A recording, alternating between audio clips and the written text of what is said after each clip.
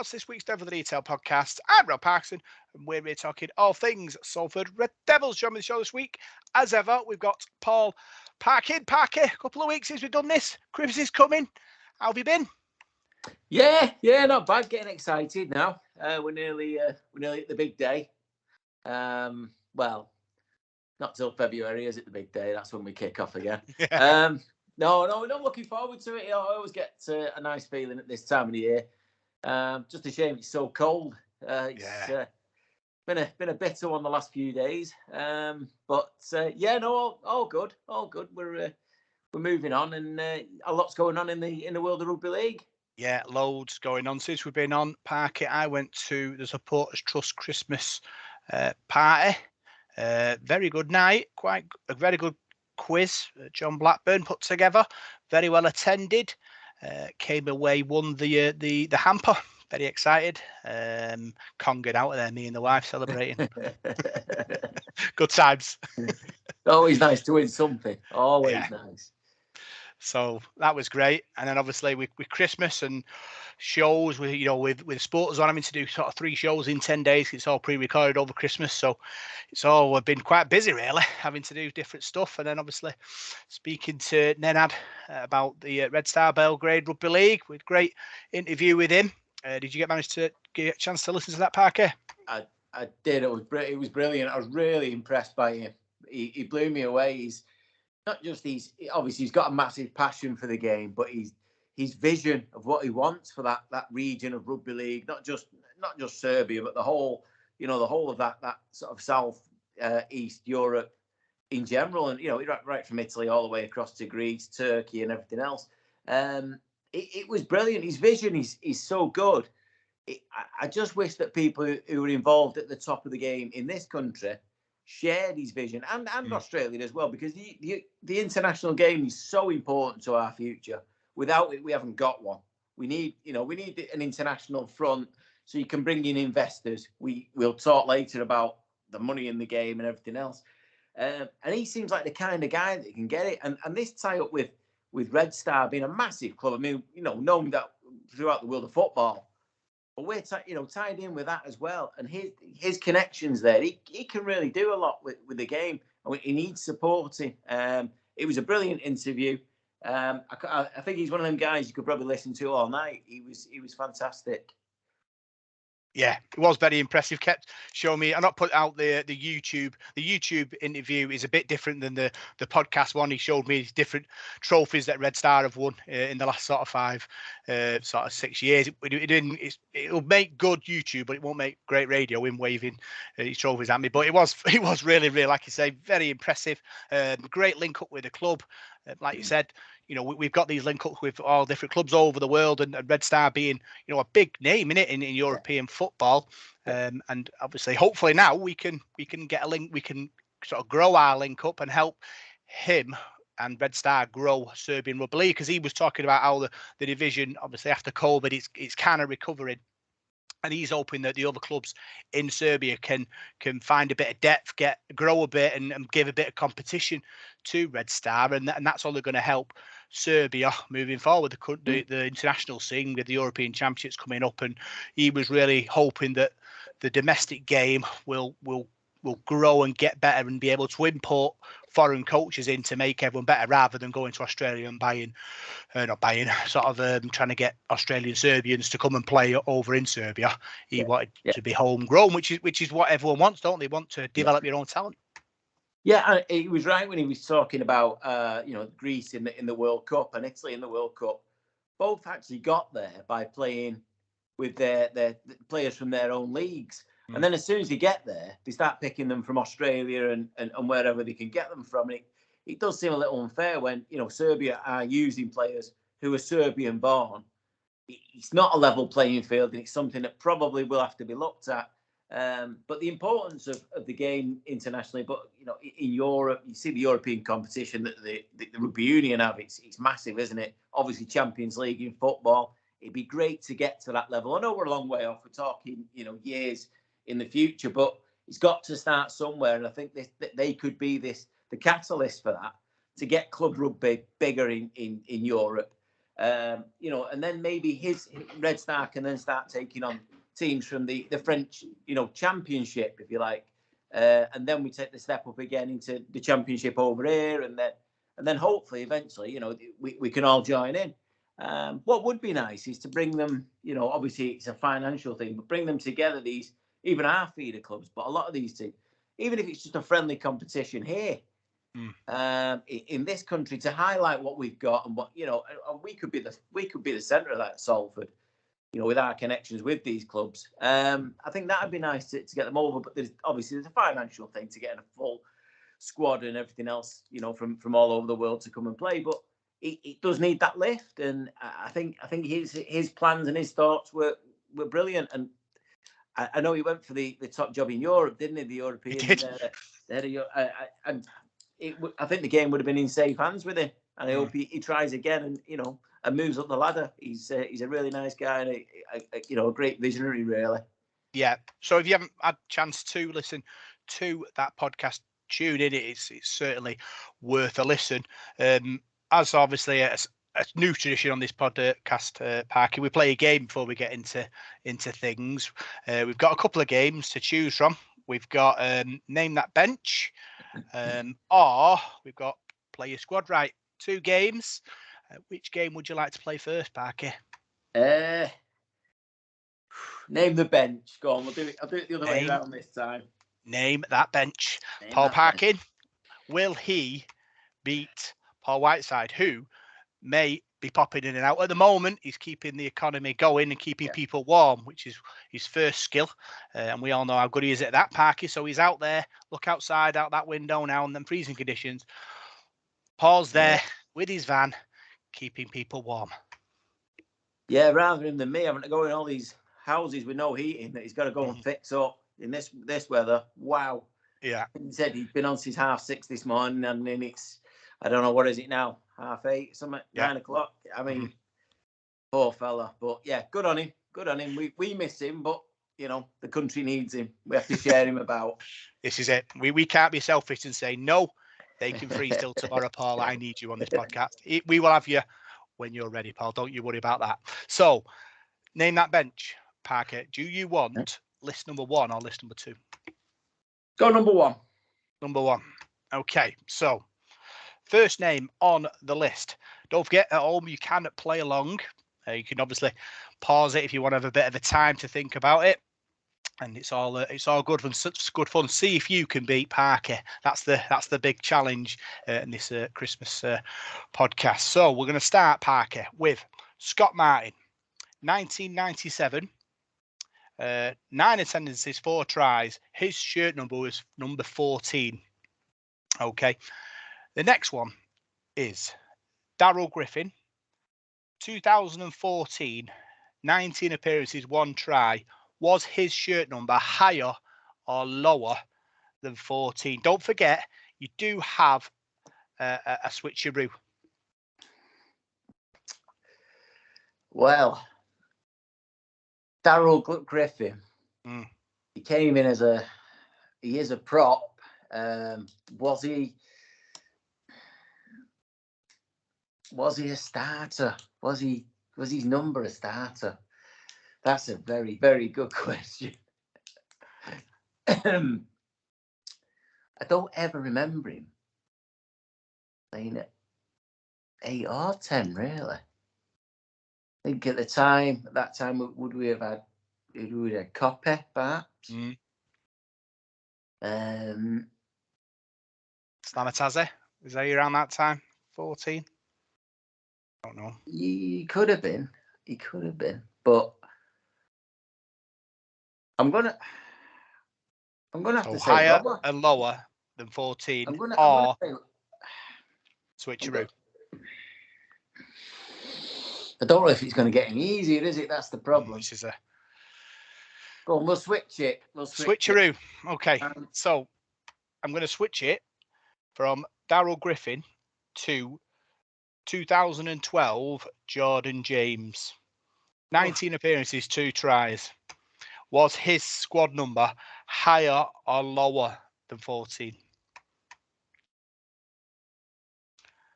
but the gap is bigger. That's just got worse. That's got worse. You couldn't have said, like, you know, I don't know, Paul White, could you, or something like that? You know, not easy.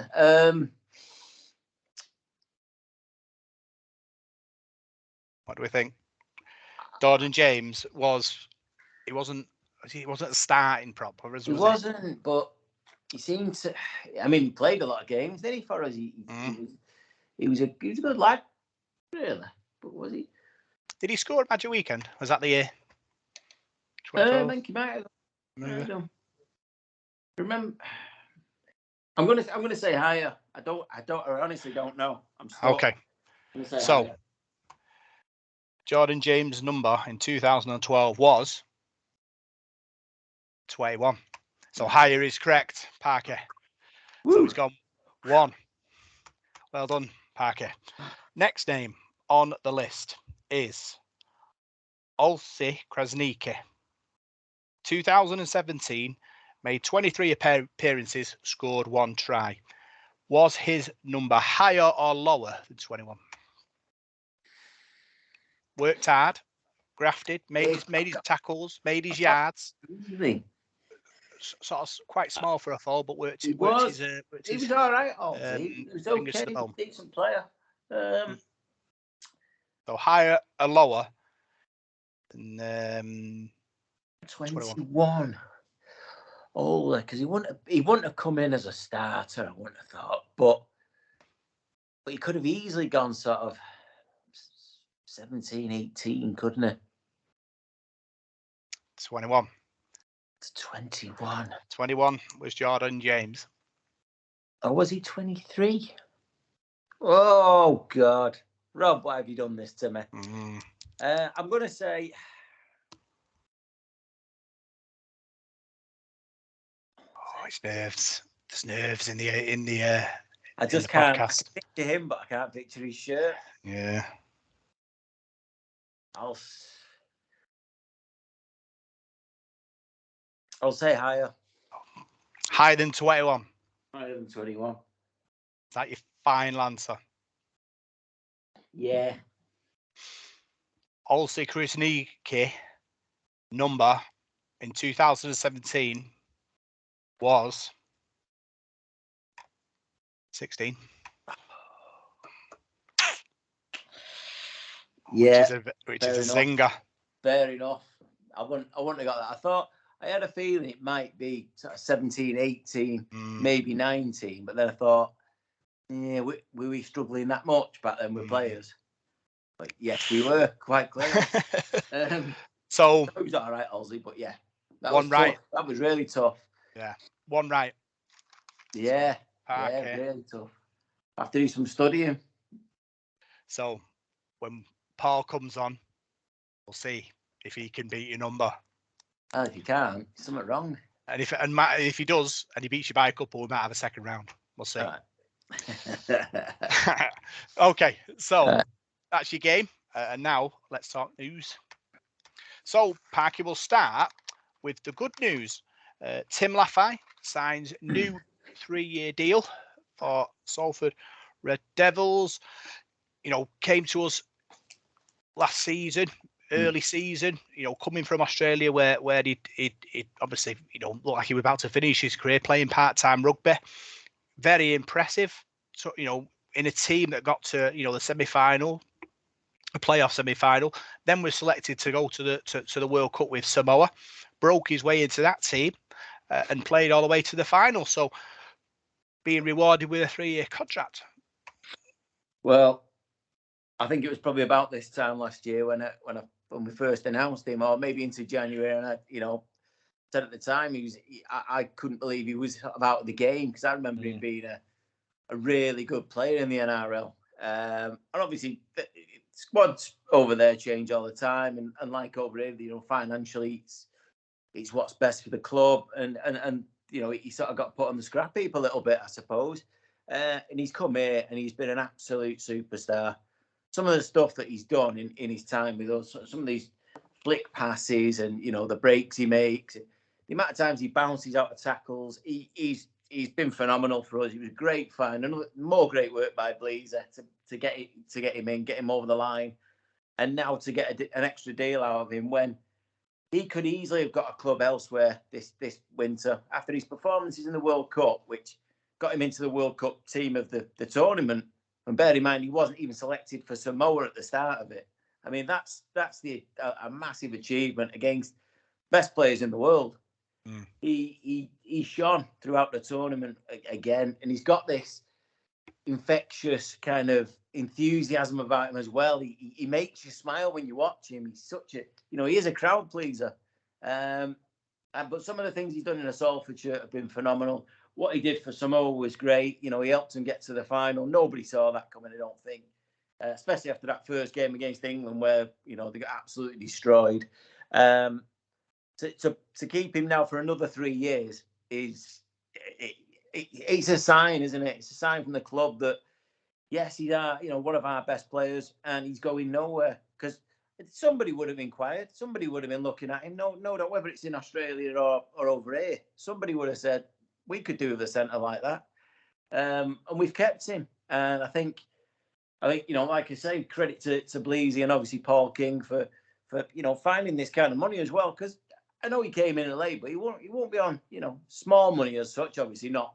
We're not talking the big money that a lot of players are on, but it's a big commitment from the club and a big commitment from Tim, and I'm absolutely delighted. And I listened to the interview on RDTV, I think it was, and he said that him and his family have fell in love with Salford and Manchester, and they love the area, and it's their home from home now, and it's good that the club have made them feel that comfortable. I know Kenny CEO and his wife are like that.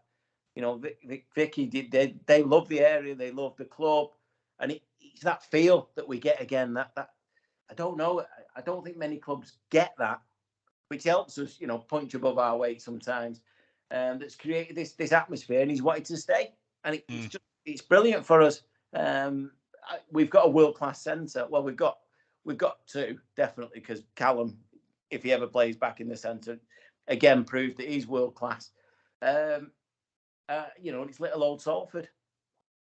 It's opportunity club, Park. It's opportunity club gives opportunity, and what the important thing is really for me is that you give a player opportunity, and he rises, and his stock rises, and then people become interested in him, and it's loyalty in a way that he has decided to stay. It's a sign that we're a club going in the right direction, because he could have easily gone like many other players that have found themselves on that upward trajectory.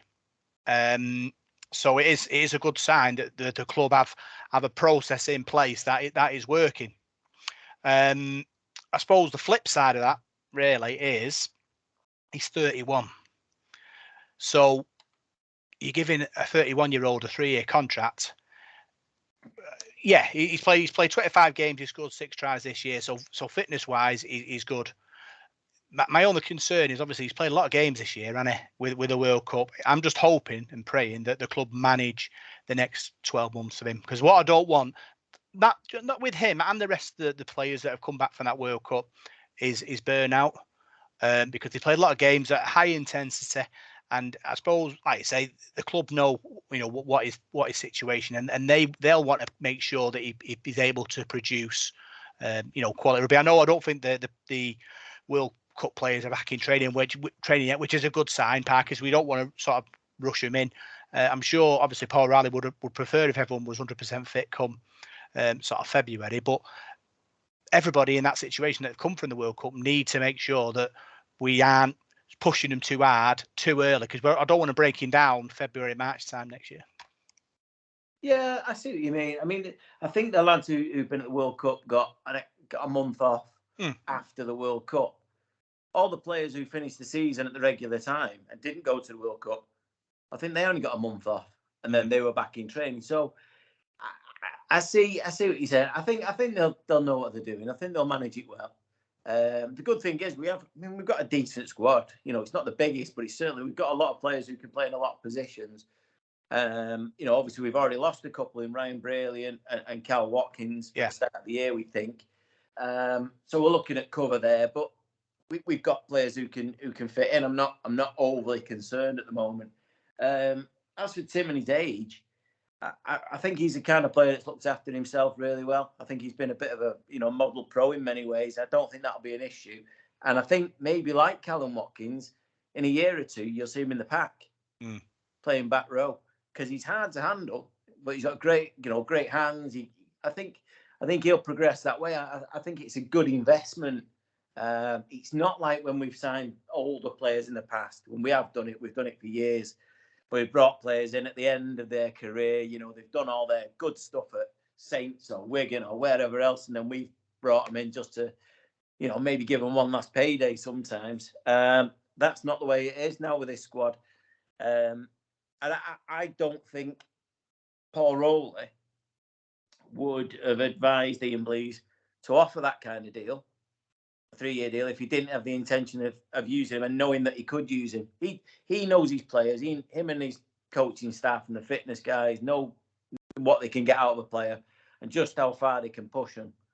They think 3 years, that's fine. I'm happy with that. I think if we haven't have offered him 3, we'd have only offered him 1 year, he may have decided that someone else is going to offer him 2, and off you go. So, it's a balancing act. Anything can happen. Any player can get injured at any time. We know that. But no, I'm absolutely delighted. I think he's a fantastic player and a real, like I say, a crowd pleaser, someone that you want to go and watch. You see his name on the sheet and you're like, he can do something here.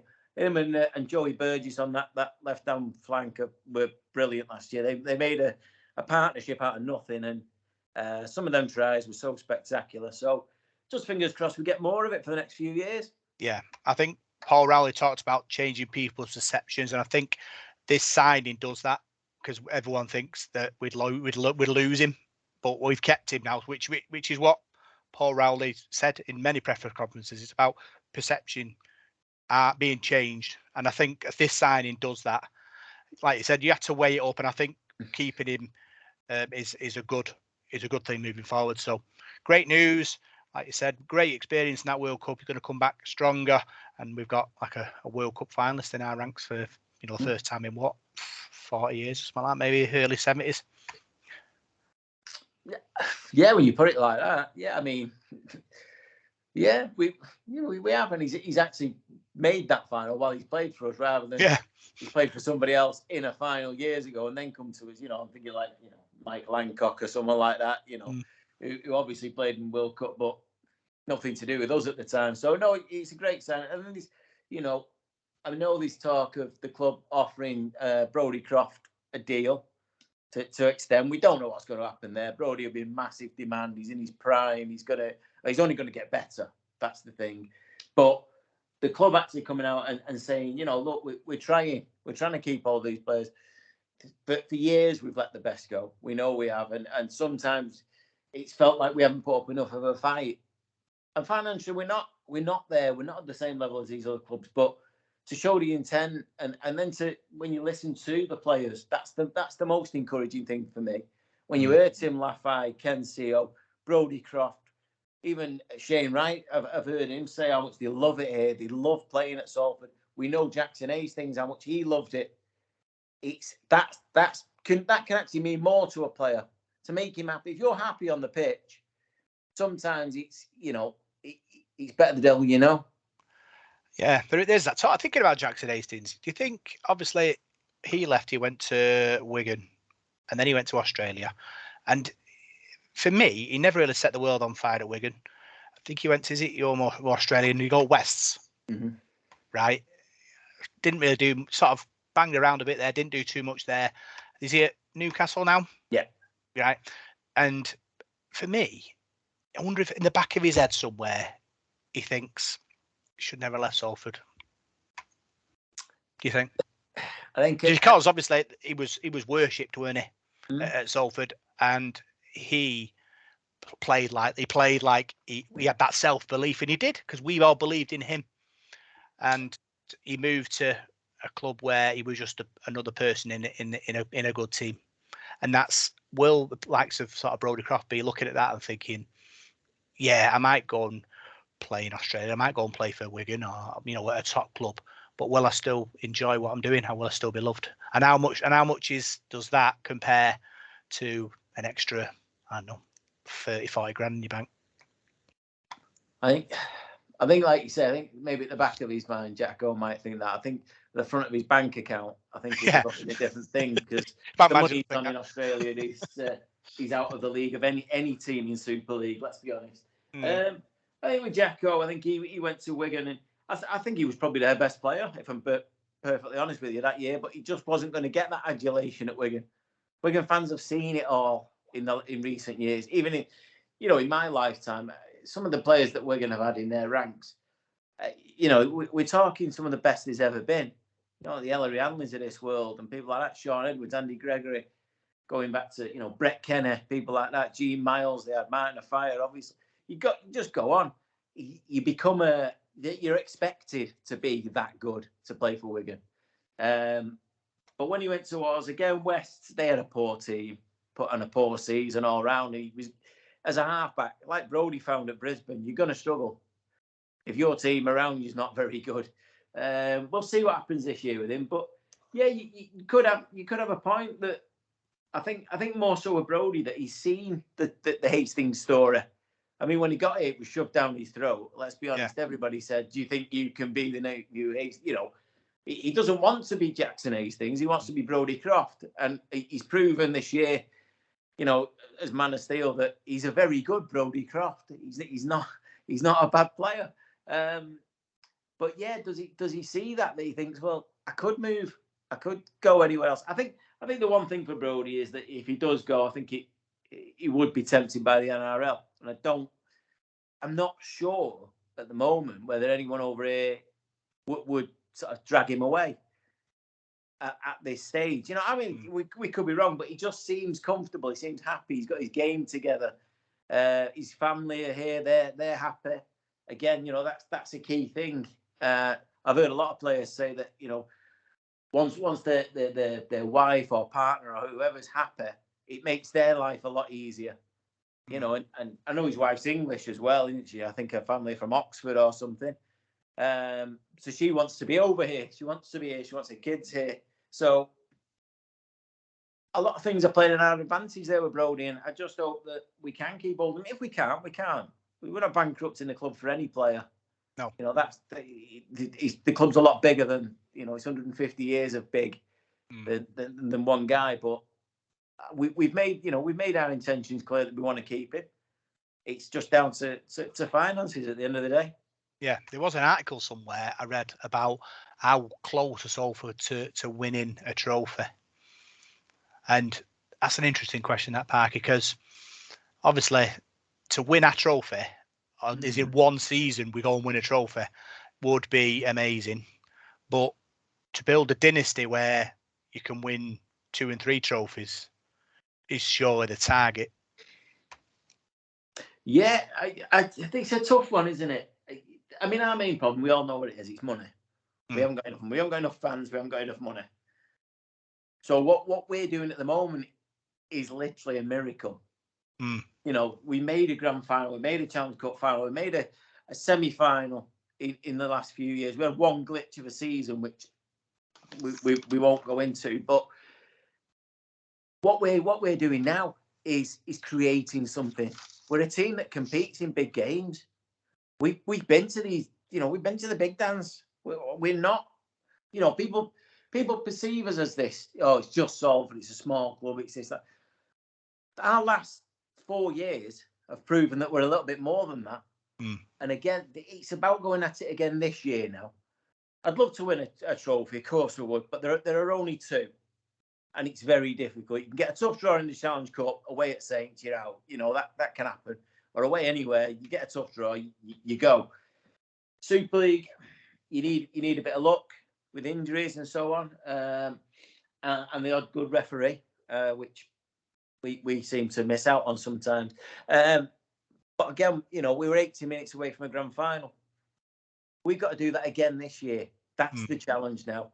Not so much a trophy. I'd love to go to Wembley and win the Challenge Cup. Don't get me wrong, like every single Salford fan, but to be competing, to be in that to not be seen as that team that's fodder at the bottom of the league, people questioning why you're in the Super League, to be a top 6 team is a massive goal for us, and that's where we've got to be now.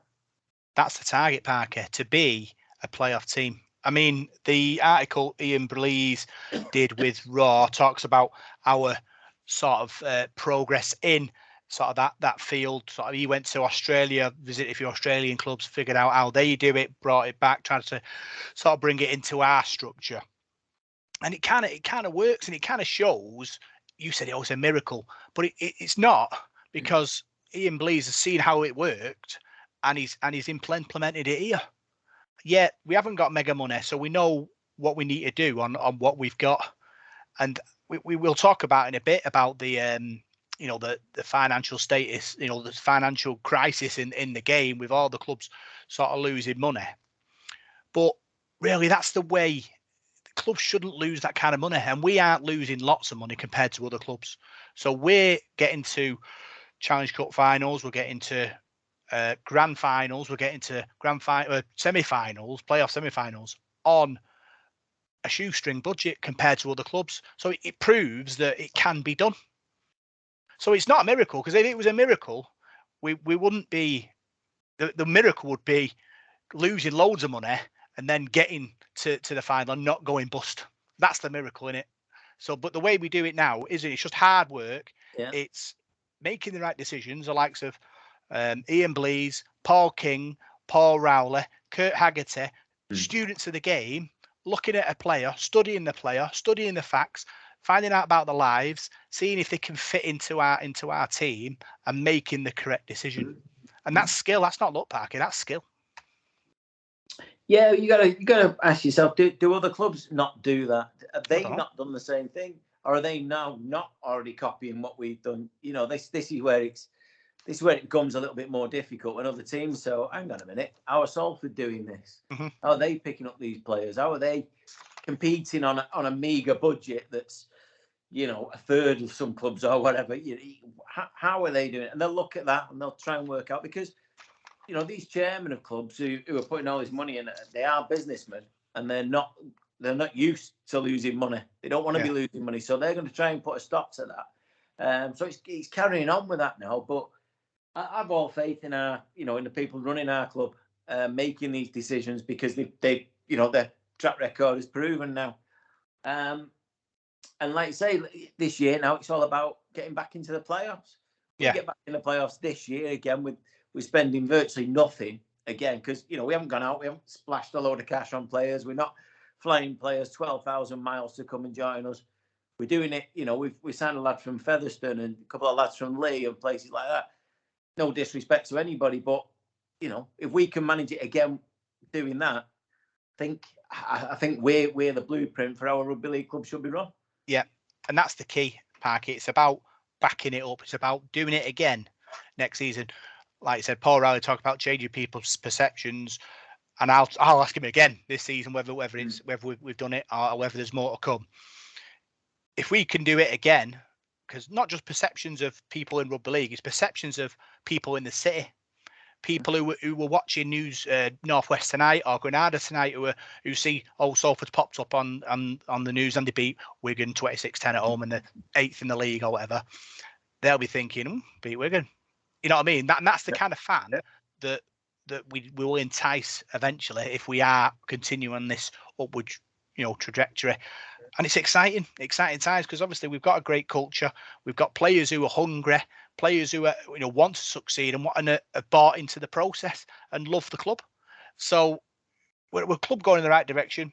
We'll talk about the financial losses now, because obviously I think it was Aaron Bowker on the Examiner published the accounts for all the clubs between October 2020 to November 21, just coming out of the pandemic.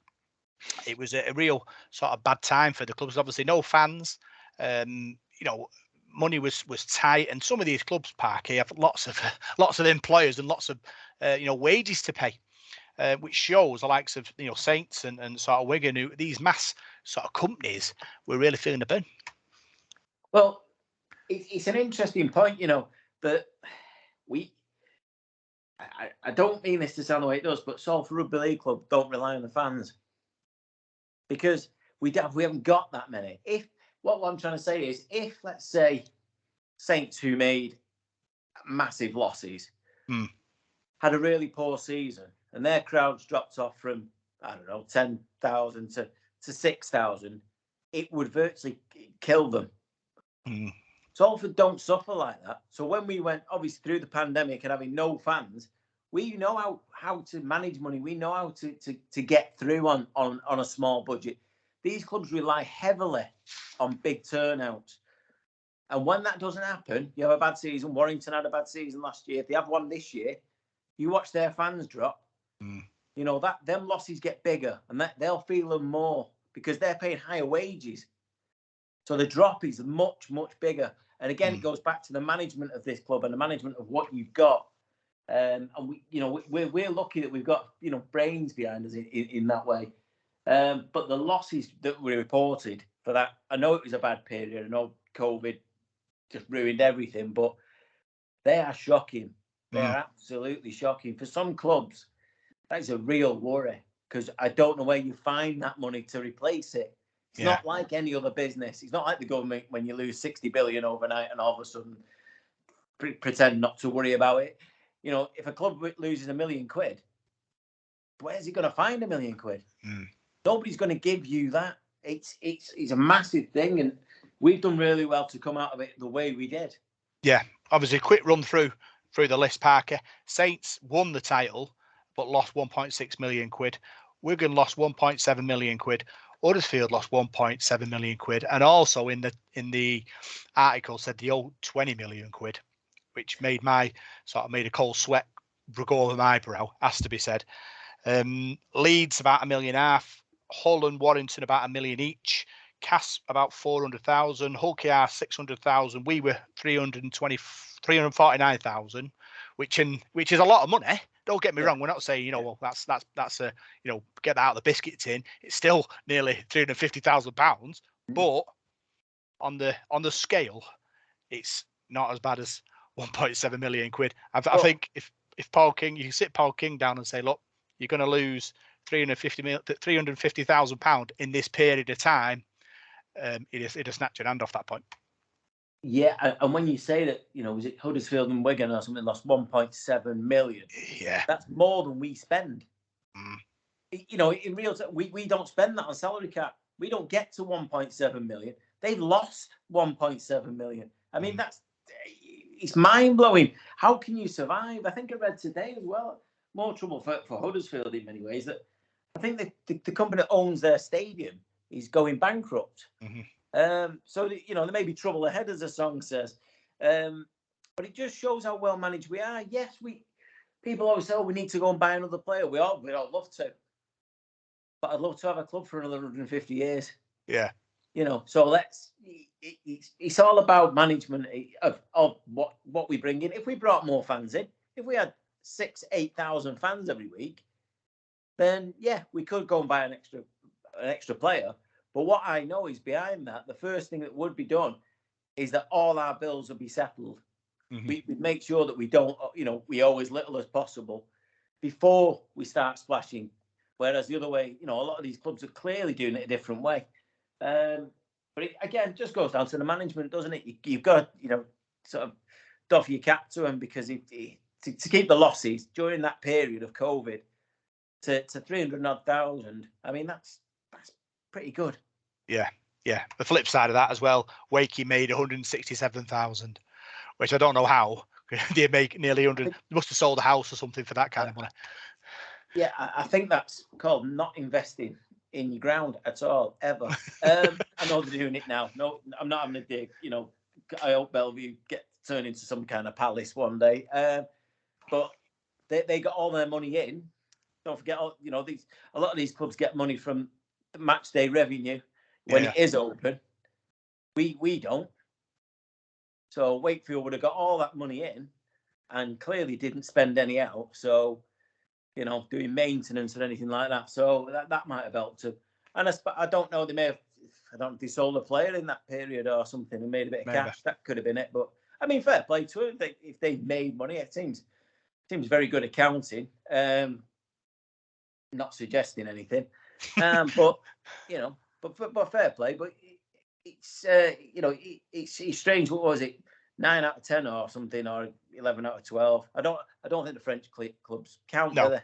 No. Because it's all done differently. But of all the clubs in Super League losing money, it's a very, very worrying trend in any way, and it just shows the need for investment. Yeah, and obviously strong leadership as well, and we're part of that, Parky. This strong leadership. We're forming a sort of a band. We'll call it a band of brothers, but it's not a band of brothers because it's sort of more about being inclusive and strengthening the skills at boardroom level.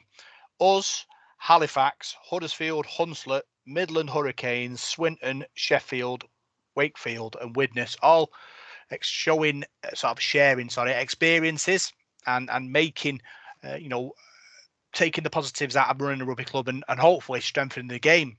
For me, I was a bit surprised that the other club, the likes of Saints and Wigan, aren't involved in this, because really, they need to be involved in it to really push it forward. But even though they're not, we'll push this forward as a group.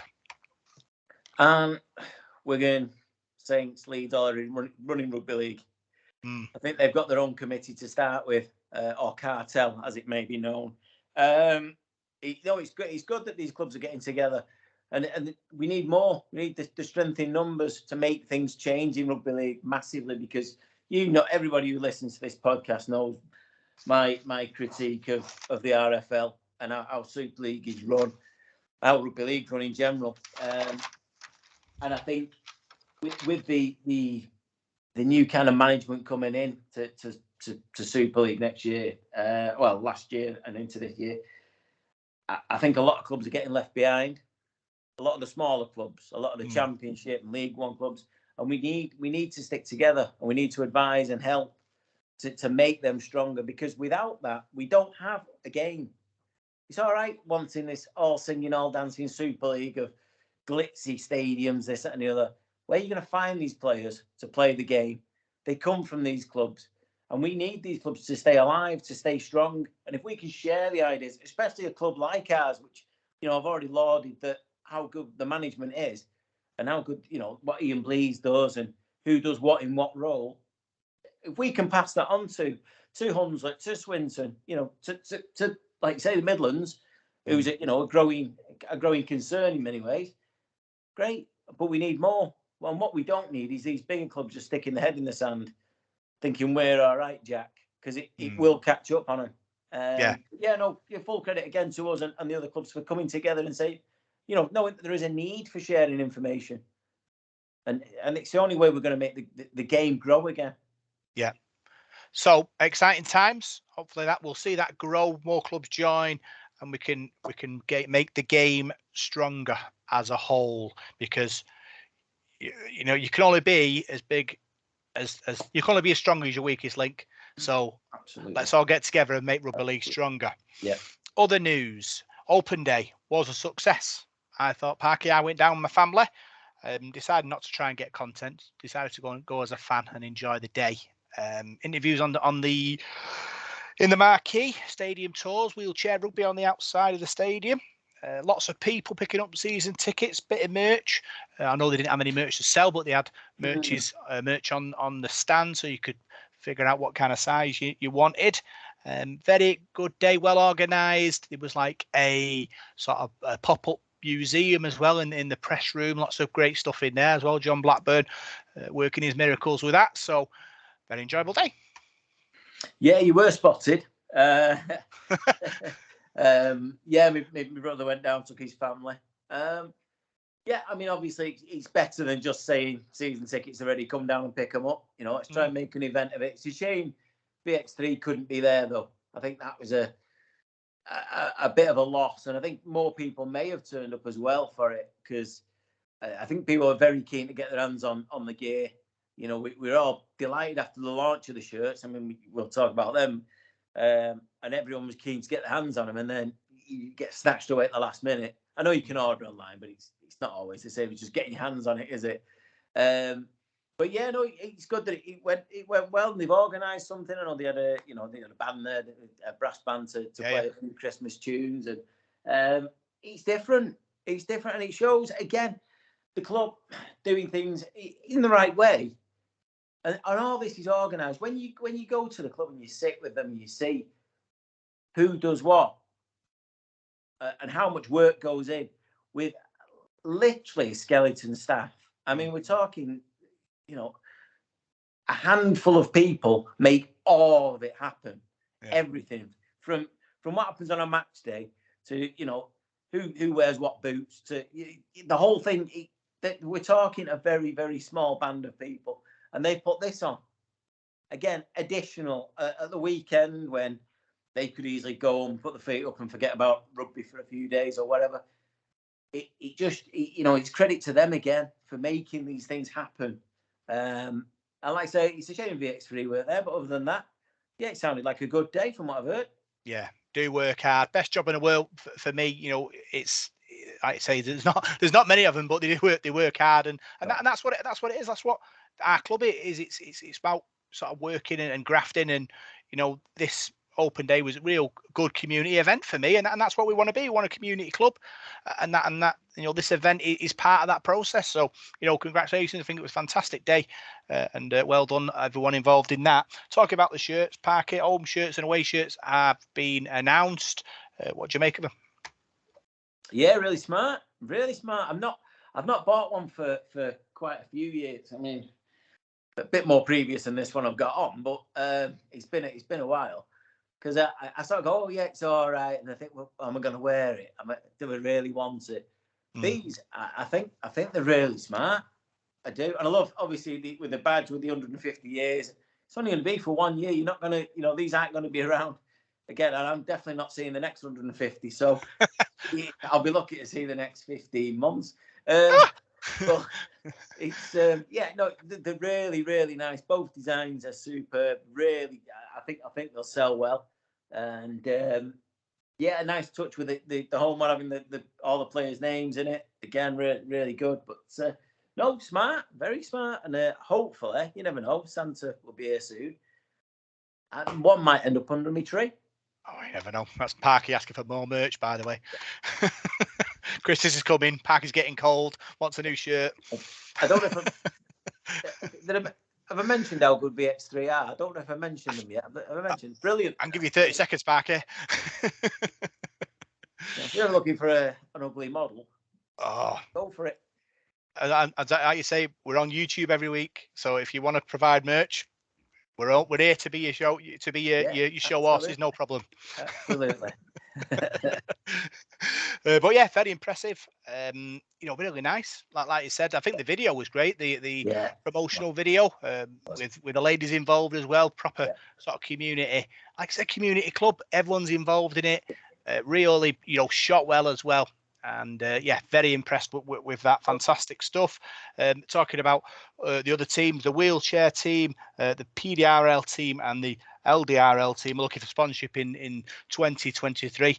That was, a thing. Obviously, they had a very successful season last season. The PDRL and the learning disabilities team, and obviously, if you're a business, it would be a massive, real big opportunity for me to invest in these teams, gets your brand out there, and also helps that team develop.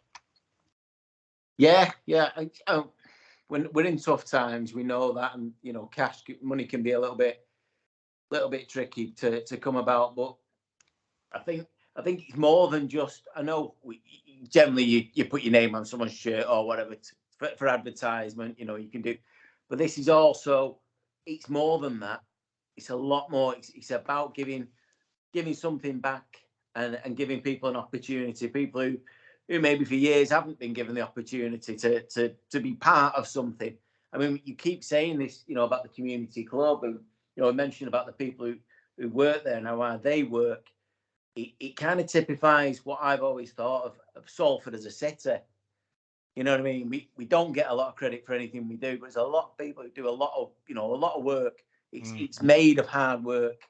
These people are typifying that, and then we're now expanding out to helping and getting other people involved It's always been this way with me. I've always found it this way. There's always somebody willing to give it a helping hand, and these guys need it now. And I don't know the cost of sponsoring a team. I've no idea. I wouldn't, but surely there's somebody out there, some local business who would love to help these people out, and they deserve their chance now. So let's get them, let's get them a bit of money. Let's get them kitted out, and let's see what they can do. I don't know about they can be bringing more silverware back to the AJ Bell next year. Like what we saw of the ladies team this year, the uplift that that gave. If we can have the wheelchair and the learning disability and the physical disability teams all winning, all doing so, all partaking in this one thing, as well as on the back of what the first team have done. How good is that feeling? And if you've got your company name on the front of it, people are going to look at you in a different light, I think. Yeah. Spoke to Craig Fisher at the open day. I think there's 20 people gone down to play wheelchair rugby, which is great. I think a lot of clubs have jumped on the old wheelchair bandwagon. Park all over Twitter, different clubs trying to get involved. I think it's great. We were on it before most of the other ones were, which shows that the forward thinking of the club. Yeah, I mean, following what the World Cup, and the wheelchair was the wheelchair rugby was the highlight. It was brilliant, wasn't it? I mean, in that final, besides that French linesman, everything was brilliant. But the whole tournament, and when you watch that sport, it's terrifying. It's more. It scares me more than playing the 13-a-side code. I'll be honest, because they just don't care for their own safety. No. And I know you don't have to be in a wheelchair to play, which makes it better, because it is open to everybody. It's not. I'm not surprised that the game's taking off, and I think wheelchair rugby could be the next big thing. Yeah, I think it's great. Obviously, very entertaining. They don't mess about. There's no. They don't think about their own safety. They just launch themselves into every collision, which is mad. But yeah, it's a different form of the game, and obviously engagement with people who may have been injured or maybe sort of disabled. But like you said, the Park, you don't need to be in a wheelchair to play wheelchair rugby league. It's open there, the opportunities for everybody. So if you think I could play for Salford in a wheelchair, then I'd be thinking, give it a go, because obviously you've got some great coaches down there who are working miracles with the foundation and the ladies and all the infrastructure that the club have built. You'd be able to tap into that being a wheelchair rugby player. So it's a win-win for everyone. Yeah, like you say, I mean, there's a lot of people down there putting a lot of time in, working really hard to make these things happen. And you said 20 people went down to the wheelchair. I mean, that's brilliant. What is it? It's only 5 aside, isn't it? I think at the time on the so basically got 14. So what's happened there? And it will grow. It will. But more credit to the club for everything they're trying. And it's what Paul King said we would do, and we are doing. It's not just about one team. It's not just about having a men's team, which under a previous owner, that's exactly what it was. We cut off the academy. We got rid of it. It's all focused on a first team, and a first team which sadly wasn't very good. You know what I mean? There was no feel good about the club. It was you turned up once a week, whatever, and that was it. But now there's always something. And next year, if we do have the wheelchair, we do have the physical disability and learning disability in the women's team, there could be games 2 or 3 times a week. There's always going to be something to go and watch. And it does create an atmosphere. And I just think more power to the club for what they're doing. It's very, very exciting times, Parker. We'll finish this first part of our double bill of Christmas podcasts with a game of Name That Bench, Parker. So, what decade would you like to go for? I've got 2000s. I've got 2010s, 2020s, or 2000s. or 90s? You say 90s? I've got 90s. Go on. Let's go back. Okay. Let's do it. Let's go Right. back. Yeah, let's do it. Okay, 90s then. 90s. Name that bench, Parky. Yeah. So, Salford played Warrington Wolves on the 10th of April 1998 at Wilderspool, Warrington. They won 37 points to 4. Salford's team that day was Gary Broadbent at fullback, Phil Hassan, Scott Naylor, Nathan McAvoy, Darren Rogers, Josh White, Martin Crompton were the halfbacks, Lucky Savilio, Peter Edwards, Assini Faimilo, Joe Faimilo, Dave Bradbury, and at loose forward was David Hume. Who was on the Salford bench that day, Parker? I'm going to give you 2 lives because you didn't do quite well in the first game, and I don't want it to be over quick. What was the final score? They won 37 points to 4. Did we? I don't remember that. Wow. Robert Conley was the referee, and it was 5,567 there. So, just give me the back row, the back 3 again. The second row and loose forward. Okay. David Hume was there, wasn't it? Salford's back row were Joe Faimilo, Dave Bradbury, and David Hume. So, 98. Do you want a clue? Do you want a clue on how it was set up? Like, or do you want? Trying to think. I think it would be. So what I'll do is I'll give you a clue. It was 3 forwards, 1 back. It's not really helped. No. Now I'm thinking. Thinking. So 98. So was he still playing then? Assini Faimilo? Andy Gregory was coach. Yeah, I can. It was 98 was Challenge Cup. 10th of April, 1998. 1998. Do you want a clue? Yeah, give us a clue and then it might trigger something. Okay. One of them, I think, has been an answer before. One of them, 2 of them have been on our podcast before. And 1 is a local lad. So, Paul Southern. Yep. So that's 1. Paul Southern.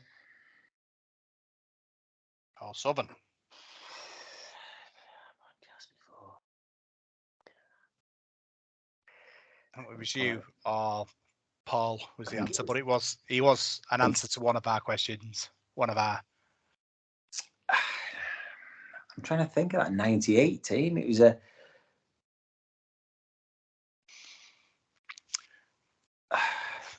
God. I could see what he was thinking, Andy Gregory, why he set this team up the way he did, and his bench worked. Platt wasn't there, was he? Andy Platt. No. So that's 1 life gone. And he wouldn't have been on the bench anyway, but I just thought I'd check. So Paul Southern is 1. Good play for us. Is he Folly? Yeah, all right, Southern. Yeah, he's still heavily involved down at Folly. Yep. Do you know what? I'm really, really, really struggling. Right. Okay. Give me another clue then. Did we? There didn't seem to be many overseas players in that team. I think 1 used to play for St Helens, and the other is from St Helens. Oh, God, that doesn't narrow it down, does it? Not for us. I think. That wasn't Buffer. What's Buffer? Paul Farber. But I thought he retired in 97. That's weird. 98. Okay. Paul Southern, Paul Farber, 2 to play. So one was an answer before, as in, I'm not sure whether it was you or Paul gave the answer, but he has been an answer to a question before. And one was, I think, was from St. I think. I'm hoping so. Let's Google him. Let's see. While you're thinking. He's been on this show before. He's I think Mark Lee. Mark Lee. Oh, correct. Mark Lee. Mark Lee. Because he was, Mark Lee. But I don't remember this game at all. I honestly can't even picture it. I don't remember being Warrington, that school, at Wilderspool. You might have been steaming by then. I probably was. That's the problem. Who would have been around in '98? See, I said because we had five in the back row. Is the back is the one you're looking for? He scored a famous try for us. A couple of years before, maybe.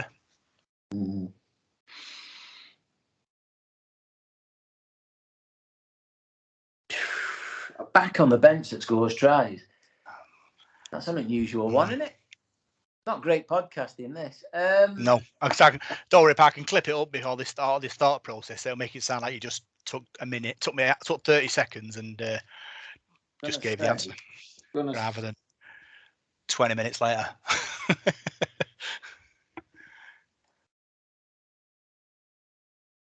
gonna say Alan Hunt. Alan Hunt is wrong. Okay. Unfortunately, the last person on the bench was Scott Martin. Scotty Martin again. Was it you or was it Paul? I've had Scott Martin before, but we had Scott Martin at the start of the show. It was his shirt number. He was. Scotty Martin. Yeah. So the bench in full: Scott Martin, Mark Lee, Paul Forbert, and Paul Sovereign. An odd setup, but it obviously worked. It worked. Good times. Yeah. For another couple of years till it all went badly wrong. So that's the end of part one. Big thanks for tuning in to this first part of our Christmas festive double. Big thanks for everyone who's donated on the Ko-fi. It means so much, obviously, being able to use the donations to pay for subscriptions and equipment.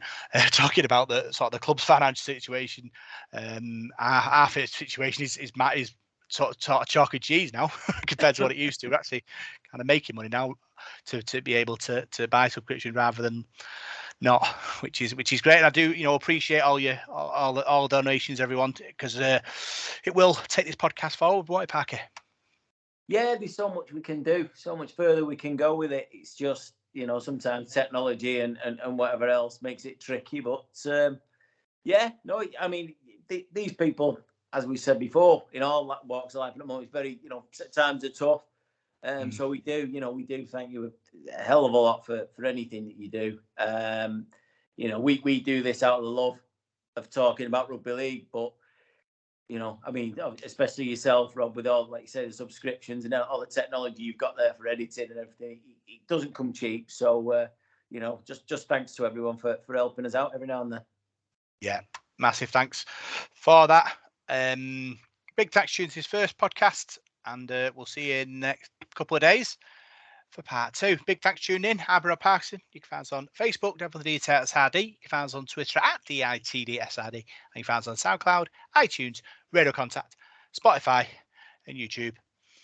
Merry Christmas. We'll see you soon.